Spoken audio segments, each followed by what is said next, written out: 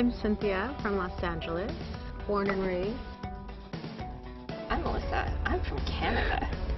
The liner that I'm doing is influenced by my favorite era, which is kind of the 60s makeup, and the shadow that I have on is just a modern way of that 60s kind of carved out crease, but it fading into my brow. I'm using just a gel liner, and I love using an angled brush because I feel like it just hugs the eye really well. And I let the brush do the work for me. I just kind of just tap it on and connect the dots. And I actually use the same brush for my brows too. I don't know what you like to use. I'm going to end up using that same brush in my brow, so you're going to see how well it works. I love those multi-purpose products. Most people, when they're trying to create a shape around their brow, they tend to just follow what they think they already have, and unfortunately that's not always what you've been blessed with as far as the right shape. So it's better to try and cheat, I guess, a little bit and create a shape that suits your eye. My trick is to actually get your liner on, just throw it on there, and then go back in and clean it up. And I just wet my brush with some makeup remover, dab the excess off, and then once I have my liner on, I take the brush and just shape it. When I do brows, the one thing that I really have to keep in mind is I don't want to go back to doing a full fill-in of the brow where you see one uniform color the whole way across. So I almost look at doing a brow as almost as if you're contouring and highlighting it. And that way you also kind of layer in other colors so that it really does mimic the hair. I use that same angle brush, but I really like to take my fingers and run it over the brush hair before I then carve out my brow end, and that just gives a really great crisp line, not unlike your liner. I like to mix it so I can take my black tracks and a white pencil, and I can kind of create this really great mix.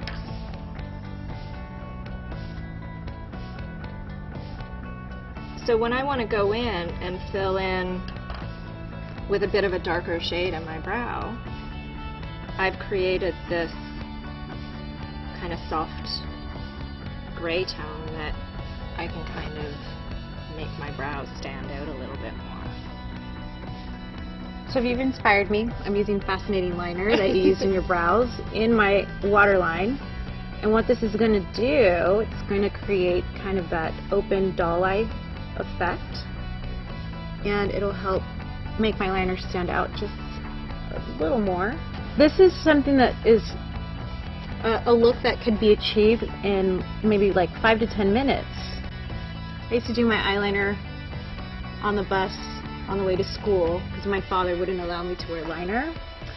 So I had to learn really quickly how to get a nice straight line. So what I'm doing now is I'm just adding a little bit of super slick liner. With this look, I want it to be super intense at the lash line because, you know, when I wear liner, what I wear liner for is to create the illusion of a really thick lash line. So I just kind of press this all over on top of the original gel liner that I had placed.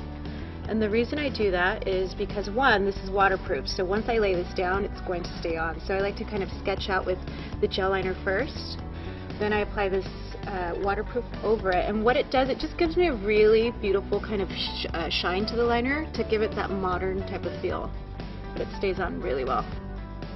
So for me to be able to get a really crisp line and make it dimensional, I love the fact that I can play around with different products, and I've gone from something creamier like a pencil to something like the gel-based fluid line, mixing it together, and then adding on top of that the eyeshadow to really add that crisp line. And I've gone with something that's like a darker brown tone, and by using this darker brown tone, especially on the lower part of my brow, and on the higher part of the arch and the end, it really kind of makes it look like it's, you know, again, you're getting a little bit of highlighting and contouring rather than it just being one color. And I try not to fill in too heavily on the inner corner.